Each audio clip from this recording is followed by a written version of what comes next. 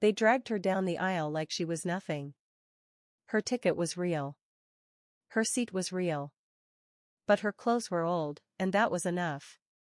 "She doesn't belong in this cabin," the woman in seat 3B said, loud enough for everyone to hear. Nobody defended her.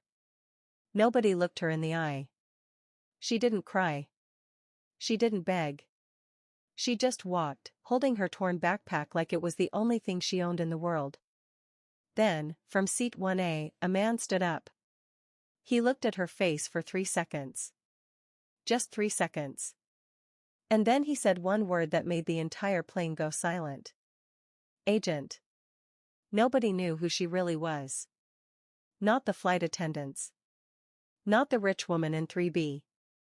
Not even the man sitting 3 rows behind her, the one she had been sent to watch. By the end of this story, every single person on that plane will regret the way they looked at her. This is her story.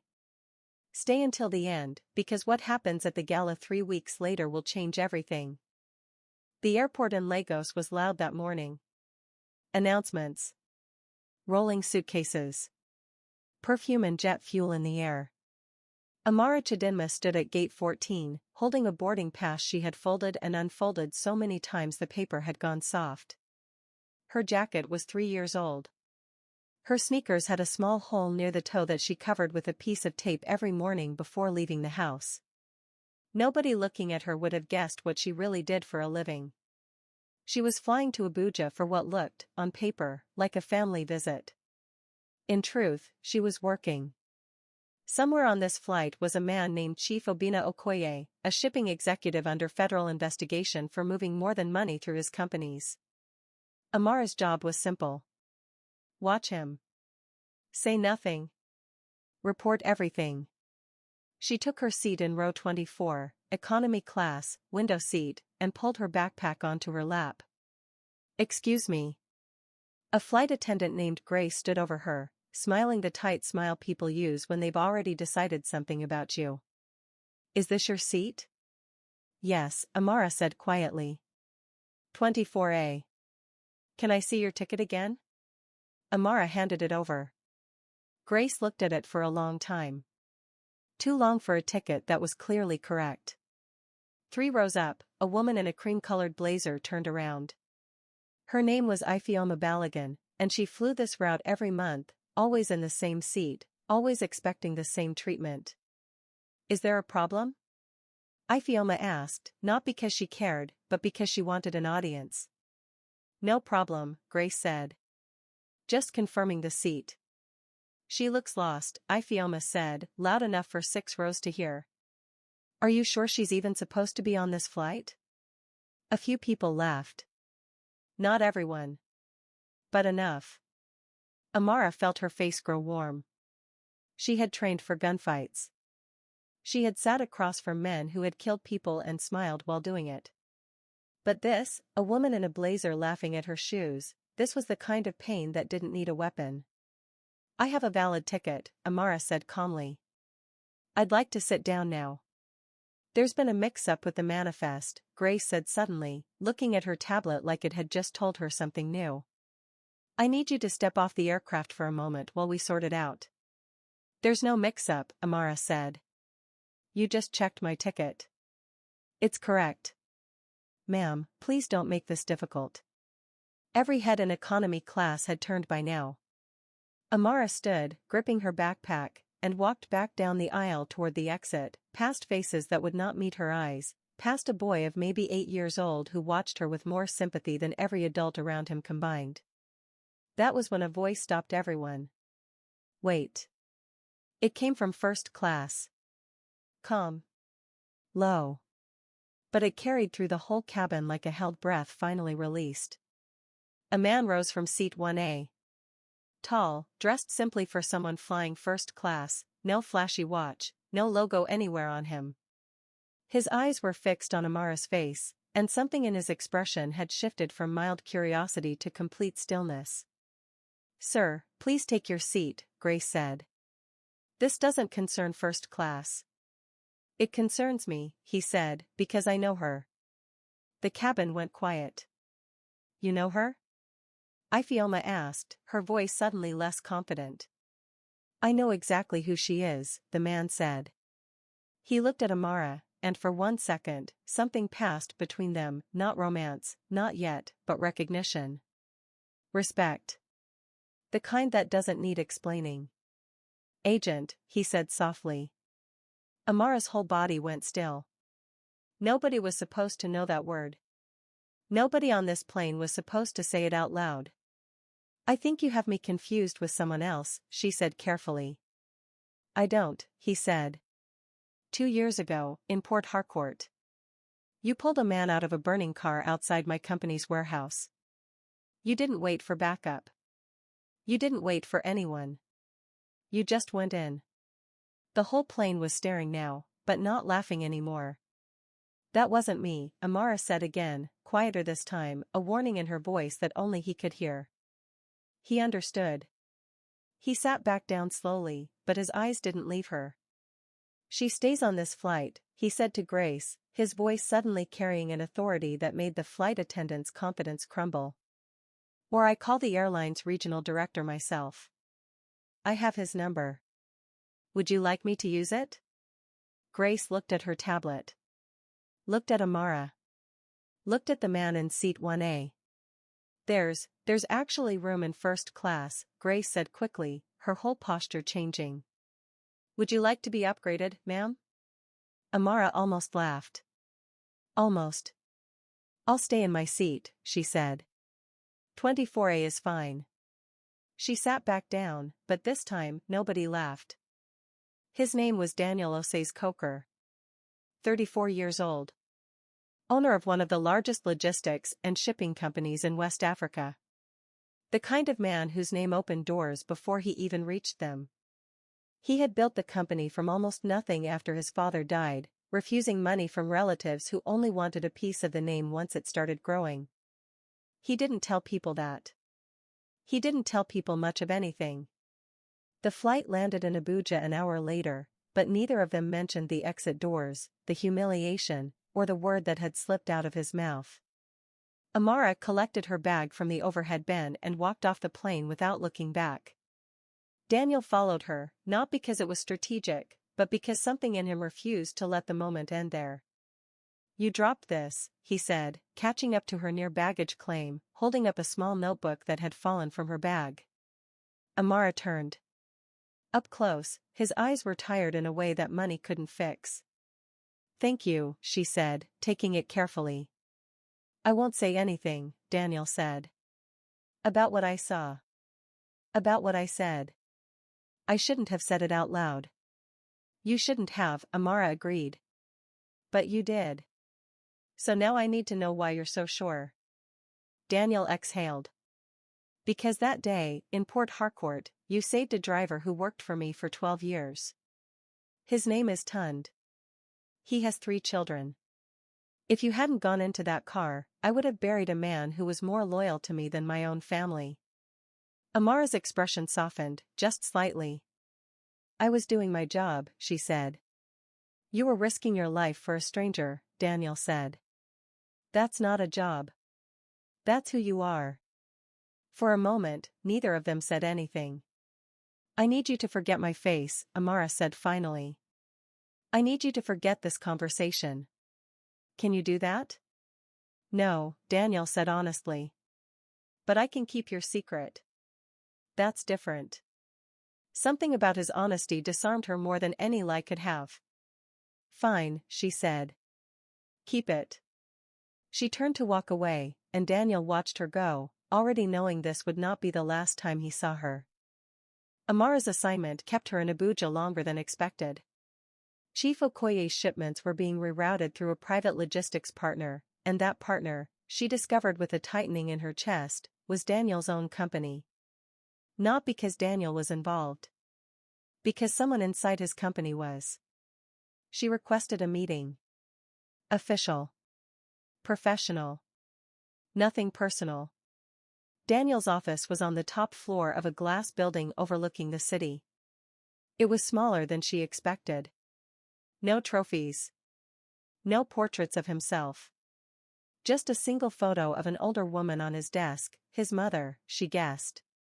"You're investigating my company," Daniel said when she walked in, already understanding before she said a word.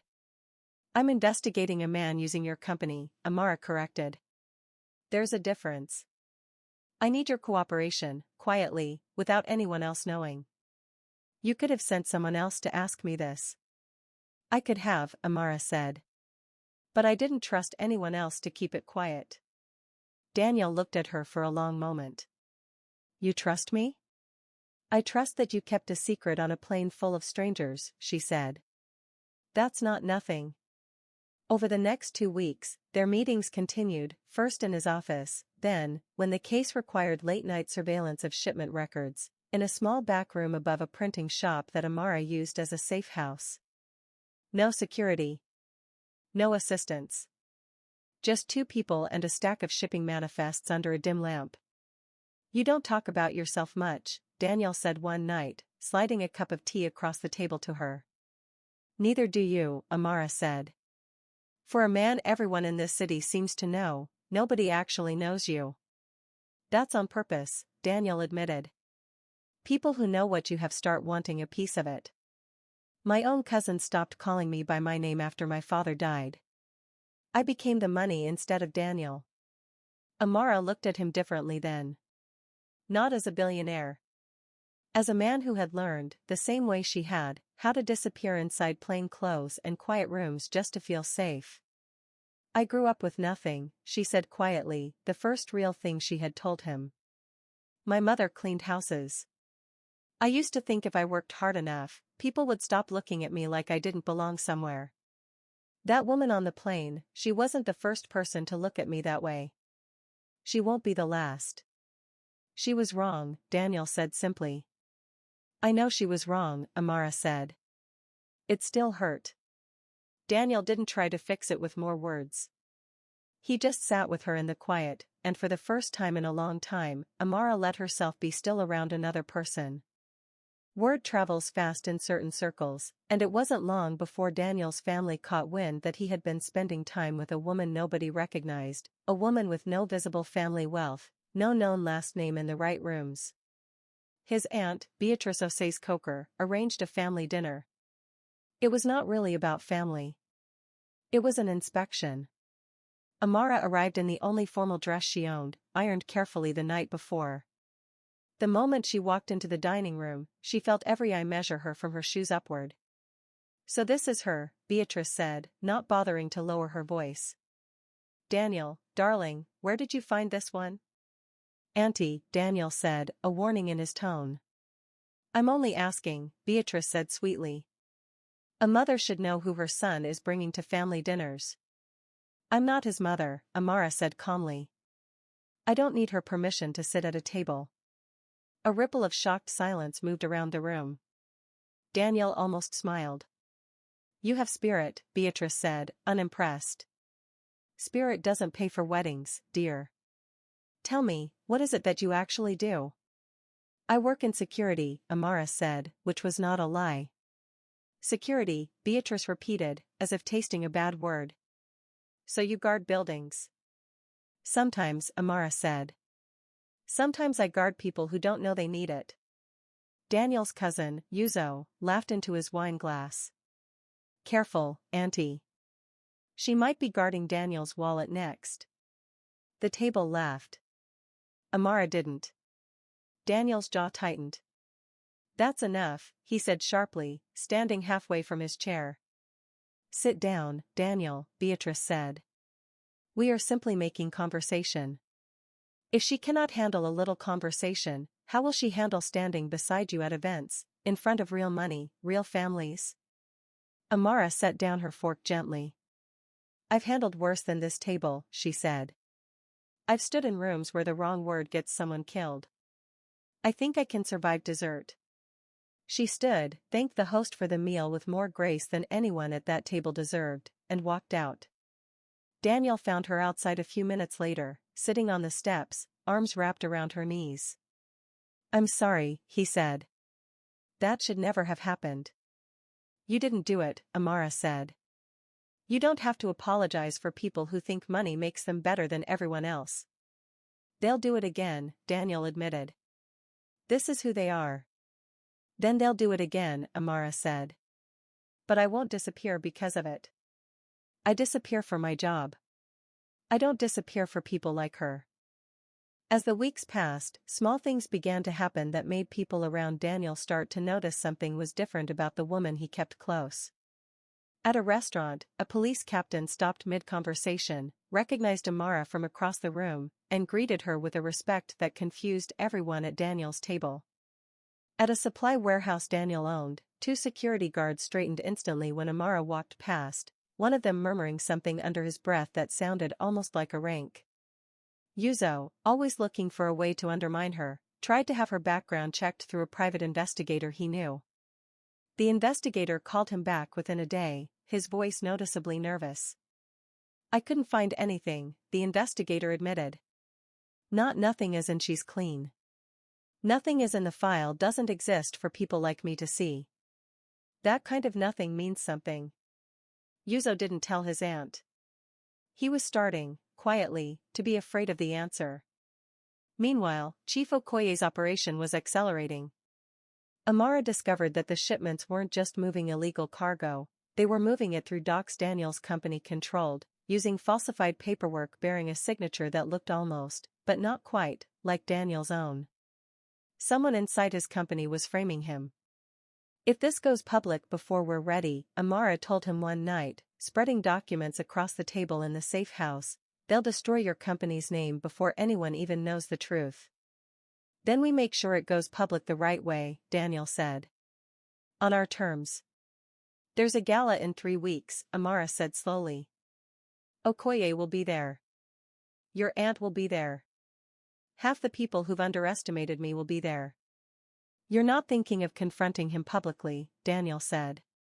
I'm thinking, Amara said, that some truths need a big enough room to land properly. The Coker Foundation Gala was the kind of event where diamonds outnumbered honest smiles. Chandeliers. String quartets. Waiters carrying trays like careful ballet dancers. Amara wore a simple navy dress, understated compared to the gowns around her, and walked in on Daniel's arm with her chin steady, refusing to shrink. Beatrice found them within the first 10 minutes. Well, she said, looking Amara up and down. I see the security guard cleaned up nicely. A few nearby guests chuckled. Ifioma Balagan, the very same woman from the plane months earlier, stood among them, though she hadn't yet recognized Amara's face. You married poverty, Daniel, Beatrice continued, louder now, playing to the small crowd forming around them. A girl with no family, no name, no money. What will people say? They'll say what they always say, Daniel replied evenly. And then they'll be wrong. Again. Across the room, Chief Okoye laughed at something, oblivious, a glass of champagne in his hand, unaware that the woman he had noticed once or twice in passing over the last 3 weeks was the reason federal agents were positioned quietly at every exit of the building. Then Ifeoma's eyes finally landed properly on Amara's face, and something clicked. Wait, Ifeoma said slowly. I know you. The flight. Months ago. You were the one we removed from the plane, Amara finished for her. Yes. That was me. The room around them had started to quiet, sensing something unusual building in the air. I don't understand, Beatrice said, some of her confidence slipping. What is going on here? That was when the doors at the far end of the hall opened, and 4 federal agents walked in, calm and unhurried, moving directly toward Chief Okoye. Okoye's champagne glass slipped from his fingers and shattered on the marble floor. Chief Obina Okoye, the lead agent said, you are under arrest for smuggling, fraud, and falsification of federal shipping documents. The entire ballroom froze. Every phone in the room seemed to rise at once. Amara stepped forward, calm, composed, every part of her posture different now, the posture of someone who had been performing smallness for months and had finally stopped. My name is Special Agent Amara Chidinma, she said, loud enough for the whole hall to hear. I have spent 3 months investigating a smuggling operation running through the city's shipping routes. Chief Okoye used falsified signatures belonging to Mr. Coker to move his cargo undetected. Gasps rippled through the crowd. You called me a security guard, Amara said, turning to Beatrice, her voice steady but sharp enough to cut. You called me poverty. You said I would embarrass this family at events like this one. She let the silence stretch. You called him a gatekeeper on that plane, she continued, looking now at Ifeoma, whose face had gone pale. Now every one of you is standing in a room where his money built the walls, and my badge just cleared his name. Beatrice opened her mouth, but nothing came out. Okoye was led away in handcuffs, his protest swallowed by the stunned silence of 200 people who, minutes earlier, had been sipping champagne beside a criminal without knowing it. The gala ended early. Reporters swarmed the entrance. Daniel's company would spend weeks clearing his name publicly, but the truth, once out, moved faster than any rumor ever had. Beatrice didn't apologize that night. Amara hadn't expected her to. Some people need time before pride allows for honesty. 3 days later, Daniel found Amara at the safe house above the printing shop, packing away the last of the case files into a federal evidence box. You're leaving, he said, not a question. The case is closed, Amara said. My assignment here is finished.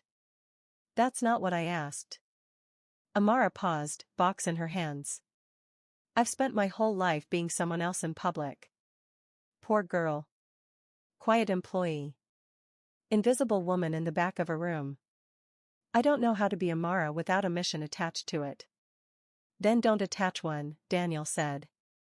Just be here. Not as an agent. Not as someone I need to protect from my family. Just as yourself. Your family will never accept me, Amara said quietly. Not really. Not after tonight. My family, Daniel said, spent months disrespecting a woman who saved lives while wearing a torn jacket, because they judged her by fabric instead of character. I don't need their acceptance to know what's real. Amara set the box down slowly. I was afraid, she admitted, the first real vulnerability she had shown him. Not of Okoye. Not of guns or evidence or courtrooms. I was afraid that once you knew who I really was, you'd only see the badge, not the person underneath it. I never saw the badge first, Daniel said gently. I saw a woman who ran into a burning car for a stranger before she saw who was inside it. I saw that before I ever knew your name. For the first time since the plane, Amara let herself cry, not from pain this time, but from something closer to relief. 6 months later, the Coker Foundation held another gala, smaller this time, quieter, meant to celebrate the opening of a scholarship fund for young people from backgrounds like Amara's own. Beatrice attended. She approached Amara near the entrance, her usual sharpness dulled into something more careful. I was wrong about you, Beatrice said, the words clearly difficult for her. I judged you before I knew you. I'm sorry. Thank you for saying that, Amara said simply. She didn't need to make it bigger than it was. Some apologies only need to be heard, not celebrated. Ifeoma Balogun sent a letter weeks earlier, an apology for the plane, admitting she still thought about that day with shame. Amara had written back one line, I hope the next person you see is someone you look at twice before you judge them once. Daniel found Amara by the window later that night, watching the city lights the way she used to watch surveillance footage, carefully, patiently, waiting for something true to reveal itself. No mission tonight, he said, standing beside her. No mission, she agreed. Just me. I like her, Daniel said. The real one. The one without the badge. Amara smiled, the kind of smile that had taken her a long time to earn the right to feel safe enough to show. I like her too, she said. I'm still learning how. Outside, the city moved on, unaware of the criminal case that had closed quietly behind a scholarship gala, unaware of the woman who had once been dragged off a plane for wearing the wrong shoes, now standing in a room full of people who finally saw her clearly. They removed her from a plane because they couldn't see who she was. In the end, it wasn't her badge that proved her worth, it was the fact that she never stopped being herself, even when no one was watching.